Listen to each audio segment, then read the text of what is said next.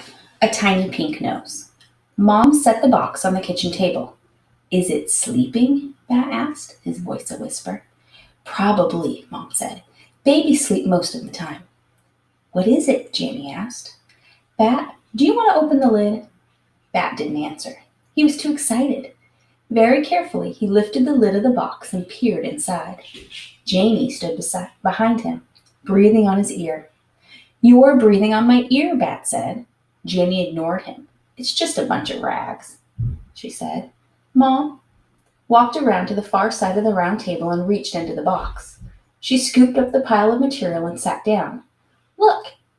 Bat watched as Mom shifted the towel in her arms. A nose peeked out, a tiny pink nose, and then 2 slanting closed eyes, a forehead covered in downy fuzz, little ears still curled tight against its head. Jamie began, Is that a... It's a kit, Bat said, enchanted by the tiny creature, wanting so badly to hold it. A baby skunk. Oh, Mom, Jamie said, I can't believe you brought home a skunk. I had to, Mom said, rubbing the skunk's little forehead with her thumb. He's an orphan. Oh, breathed Jamie. She leaned in closer, blocking the bat's view. How old is he? You're in my way, Bat said loudly, and he pushed Jamie's arm to make room for himself. Bat, Mom said, you need to stay calm around the skunk kid, okay? You don't want to scare him. Bat did not want to scare the skunk kid. He wanted to hold the skunk kid, maybe even feed and care for the skunk kid, but his sister was standing in his way. Move, Jamie, he hissed at her, as quietly as he could hiss. Why don't you both sit down, Mom said. I'll tell you all about him.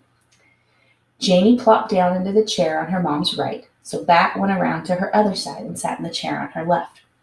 He scooted the chair as close to Mom's as he could. The kit was still tucked into the towel.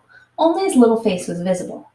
Eyes closed, he leaned opened his mouth in a yawn, his tiny pink tongue arching out. Mom said, Bat, do you remember when we smelled that skunk on the way to school this morning? Bat did remember. They had smelled it just after they pulled off their street, Plum Lane, and onto Anderson Road.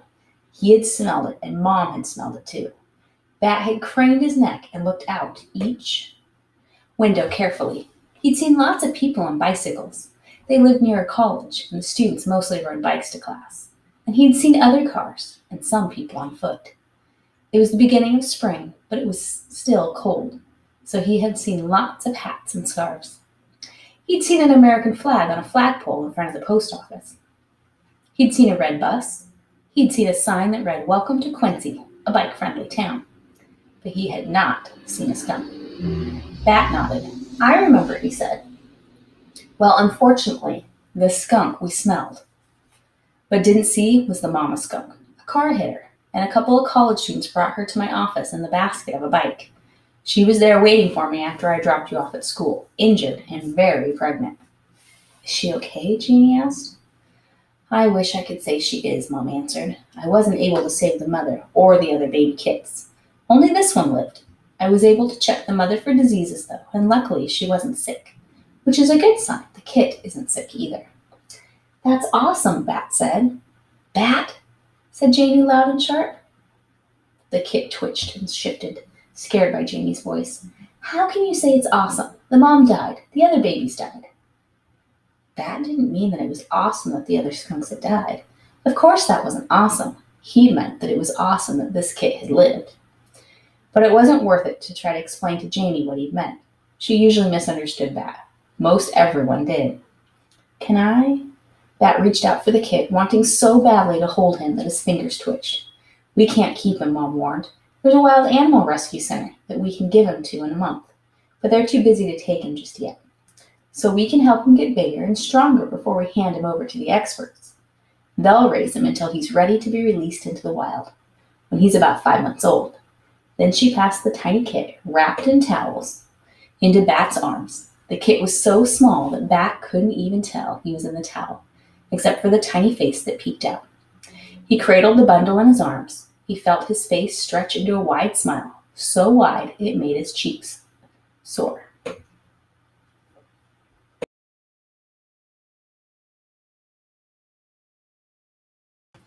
Chapter 6. Skunk Lunch. Can it spray yet? Janie asked. No, Mom answered. Soon he will be able to. But when skunks are babies, they can't spray as strongly as the adults. Bat realized he didn't know a lot about skunks. He knew they sprayed a stinky smell to protect themselves, and he knew they were mammals, and he knew they were omnivores because they ate bugs and smaller animals and plants too. But he didn't know very much more than that. He decided to learn everything about skunks. What are we going to feed him? Bat asked. Can I do it? He's too little to eat yet, so we need to feed him formula. They don't make skunk formula, so we use puppy formula. It's the closest thing to mother skunk milk. Janie stood up. It's a cute skunk, Mom, but I want to go over to Ezra's house, okay? Okay, Mom said. Be back in an hour. Ezra lived 3 houses up the block, and he had been Janie's best friend since before Bat was born. Janie loved Ezra. She thought he was funny and smart and creative. Bat didn't love Ezra. He thought Ezra was loud and annoying and a mean tease. Sometimes when Janie went to play at Ezra's house, it bothered Bat that he wasn't invited, and that there wasn't a house he was invited to visit where Janie didn't go. But right now, he didn't care about Ezra or about anything other than feeding the skunk kid. Goodbye, he said to Janie without taking his eyes off the baby skunk's tiny face. The skunk was yawning and licking his lips with the world's tiniest, pinkest tongue. Janie left. Mom said, Okay, Bat, sit right here and I'll get the formula. She went to her bag and pulled out a can, like a soda can, but with a picture of a puppy on it. Mom shook it and cracked it open and dipped a syringe inside, pulling the plunger up. Bat watched it fill with a thick white liquid. We only give him a few drops at a time, Mom said, carrying the full syringe back over to the table. Watch me do it first. She took the skunk and arranged him on her lap, one hand over his back and under his front legs to hold him upright, the other hand aiming the syringe full of formula at his mouth. The skunk seemed to know what was about to happen and twitched his little pink nose back and forth eagerly. Mom slowly pushed down the plunger, and Bat watched a thick white droplet of puppy formula push through the hole at the end of the syringe. The skunk tipped back his chin and opened his mouth, licking eagerly at it. What a good little baby, Mom crooned. Pressing more formula into his mouth. I want to feed him. Let me feed him. I want to feed him, Bat said. Okay, Mom handed the skunk back to Bat. He tried to hold the skunk the way Mom had, and then took the syringe in his other hand. Very slowly, Mom warned him, and finally it was Bat's turn. As slowly as he could, he pressed down on the plunger, aiming the syringe tip at the baby skunk's mouth. And it worked. The skunk's little pink tongue lapped at the formula. Droplets gathered at the corners of his mouth, and some ran down his chin onto the towel. Most of it made it into the baby skunk. I'm doing it, Bat whispered. I'm feeding him. You sure are, Mom said. Bat knew he was doing a messier job of it than Mom had done. But the baby skunk didn't seem to mind. I love him, Bat said. He hadn't meant to say that loud. Mom laughed. Careful, or you might make me jealous, she said. But it's true, Bat said. I love him. Mom said they'd had to hand the kit over to the rescue center in a month. But Bat, holding the tiny animal in his arms, made a silent promise that he'd figure out a way to keep him. Chapter 7. Every Other Fridays. The next morning was an every other Friday. On every other Fridays, Mom drove Bat to his school, and Janie walked to her school, just like usual. But in the afternoon, Dad would pick them up. First Bat, whose class let out 20 minutes before Janie's, and they would all go home to his apartment for the weekend. Every other Fridays made Bat uncomfortable, like his skin was on too tight. Bat liked it when things followed a pattern, and every other Fridays broke the pattern. This every other Friday was the worst one Bat had ever experienced, because it meant that it would be 3 days until he saw the skunk kid again. He had begged Mom to let him take the skunk to Dad's house, but Mom refused. The baby skunk needs to be with me, she said. I'll take him to work, and the vet techs can watch him while I'm with patients. Besides, Bat, I don't think your dad is a fan of skunks. Bat even tried pretending to be sick so that he could stay home instead of going to school. He told Mom that he had a sore throat and achy ears. Bat hardly ever lied. It made him feel itchy. But even though Mom's patients were animals rather than humans, she was still a kind of doctor. She shined a light into his ears and made him say, ah, and she looked down his throat. You're not sick, Bat, she said. You just want to stay with the skunk kid. He needs me, Bat whined. Bat, Mom warned, don't let yourself get all worked up, okay? Sorry, said Bat. We can help raise the kid this month as a family, as long as you keep on doing all the regular stuff too. School and dads and homework and everything. If the skunk kid is too big of a distraction, then I can get Lawrence to take him home in the evenings. Lawrence was Bat's favorite vet tech at Mom's clinic. He could juggle 5 juggling balls. And even though he had enormous hands, big enough to hold all 5 at once, he was gentle. He had the deepest voice Bat had ever heard, deep like space. But no matter how much Bat liked Lawrence, there was no way he was going to let him take the kit home after work. My throat feels better, he said, much better. Mom and Janie and Bat all left the house together. Mom locked the door behind them. She kissed Janie and said, look both ways. Have a fun weekend. Okay, Mom, Janie said. See you on Monday. Bat climbed into the back seat of the car and fastened his seatbelt. He liked to sit in the middle seat because someone had once told him that it was the safest seat in the whole car. That was one of the things he didn't like about every other Fridays. His dad's car, a fast little yellow convertible, didn't have a middle back seat. It just had 2 side back seats with a hump in between. Mom placed the box with the skunk kid on the front passenger seat. Then she started the car and backed down the driveway. It wasn't a long drive to Bat's school. The distance from their house to his school was exactly 2.3 miles. Bat knew this because he liked his mother to push the button on the dashboard each morning, the one that reset the trip meter. Bat spent the entire 2.3 miles trying to come up with a reason why he shouldn't go to Dad's, even though it was an every other Friday. A reason that wouldn't make his mom give the kit to Lawrence. But he couldn't think of anything. They arrived at his school. You'll take care of the kid? Bat asked Mom. Honey, Mom said, I'm a veterinarian. Taking care of animals is my job, I promise. Bat nodded. He unbuckled his seatbelt, slid across the back seat, and got out of the car. Wait a minute, Mom called after him through her rolled-down window. Aren't you forgetting something? He had his backpack, he had his lunch, he had his earmuffs. No, he said. Mom smiled. You forgot to kiss me goodbye. Oh, yeah, said Bat. He walked over to the car, stuck his head through Mom's window. She wrapped her arms around his neck and pulled him close. His wavy brown hair tickled his nose. Goodbye, little Bat, she said. I'll miss you. Then she kissed his cheek. Goodbye, Bat answered. He walked up to the school's front door, then turned around. Mom was still there in her car watching him. He raised his hand and waved.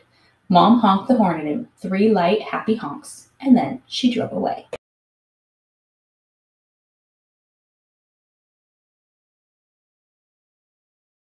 "16 Islets." Sometimes Bat wished that Janie went to his school because it would be kind of neat to see her in the hallways and at lunchtime. But most of the time, he was glad that his school was something he didn't have to share with her. Janie attended the Robert E. Willett Elementary School, but this was her last year. Next year, she would be going to junior high school. Bat went to a private school. It had smaller classes than the public school, and his parents thought it was a better fit for him, which was fine with Bat. Mr. Grayson was a good teacher who never yelled and who usually let Bat wear his earmuffs if things got too loud. Also, his school, the Saw-Whet School, was named after a type of owl. The main hallway of the Saw-Whet School was a busy place until 8:35 a.m., when class officially started. Until then, it was full of parents walking their younger kids, those in kindergarten and first grade, to their classrooms, and the older kids walking themselves, all while the principal, Mrs. Martinez, stood outside of the administration office, smiling and being friendly. Bat, called Mrs. Martinez, waving and smiling. Bat didn't feel like talking to Miss Martinez, so he pretended he didn't see her and slid to the far side of the hallway as he passed. That way she couldn't reach out and rumple his hair. Bat hated it when people rumpled his hair. Mrs. Martinez loved to rumple hair. She had never yet rumpled his hair, and Bat wanted to keep it that way. Bat liked the main hallway better when all the other kids were in their classrooms. Right now, Luca and Israel, 2 kids in Bat's same class, were struggling out of their rain boots on the big rubber mat. It wasn't raining, but dark clouds peppered the sky in a way that could mean that recess would be wet. At Saw-Whet School, one of the philosophies was that students should go outside, rain or shine or snow. Bat hadn't worn rain boots, so he didn't have any that he needed to take off. He didn't carry an umbrella either, because the saw-whet school didn't allow them in the hallways or classrooms, which Bat agreed was a wise decision. He skirted around a kindergartner whose mother was kneeling in front of him, holding a tissue to his nose. "Blow," she said, and he dodged between a couple of big kids, sixth graders, who were tossing a small red rubber ball back and forth. "Balls are supposed to be kept outside," Bat told the slightly smaller of the two big kids, a boy he recognized by the red glasses he wore. "Not this ball," said the boy. "This is a special ball." Then he threw the ball over Bat's head to the other kid, a very tall girl who caught it expertly with one hand and laughed. "It looks like a regular ball," Bat said. "It's not a regular ball," said the boy with red glasses. Bat had a weird feeling in his stomach, like the boy was tricking him. He didn't know what to say. Just then Luca and Israel came by without their rain boots. "Hi, Bat," Israel said. "Do you think it'll rain?" "Maybe," said Bat. "Well, eventually, yes. But today, maybe." Relieved, Bat watched the two big kids move away toward their classroom, still tossing the ball. "What do you think was special about that ball?" he asked Israel. "Nothing," Israel said. Then Miss Kiko came out of the kindergarten room and rang her handbell. It made a gentle tinkling sound, way better than the harsh, painful scream of Janie's electric school bell system, which Bat had learned last year during the school play he'd gone to watch. To class, it's time for another day." Miss Kiko had a beautiful voice, which was probably why it was her job to announce the start of school. Bat followed Luca and Israel into Mr. Grayson's third grade classroom. "I brought 2 sandwiches for lunch today," Luca was telling Israel, "in case you want to trade cookies for one." "Why would I want to do that?" Israel answered. "I brought my own sandwich."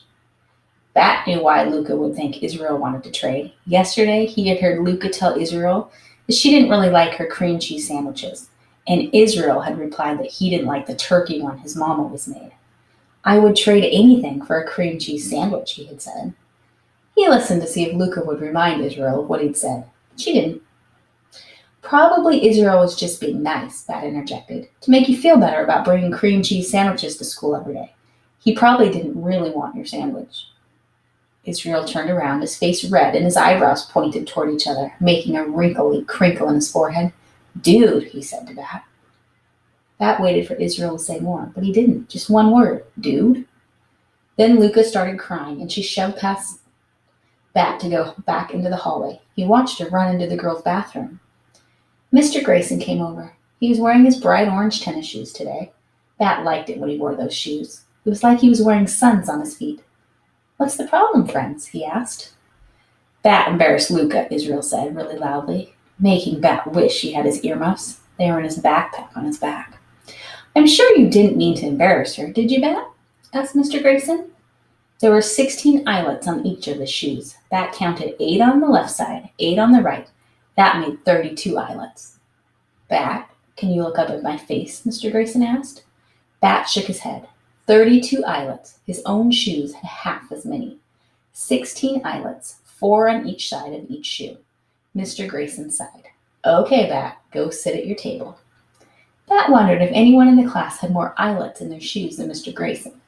He kept his eyes on shoes as he walked through the classroom. Nope, no one did.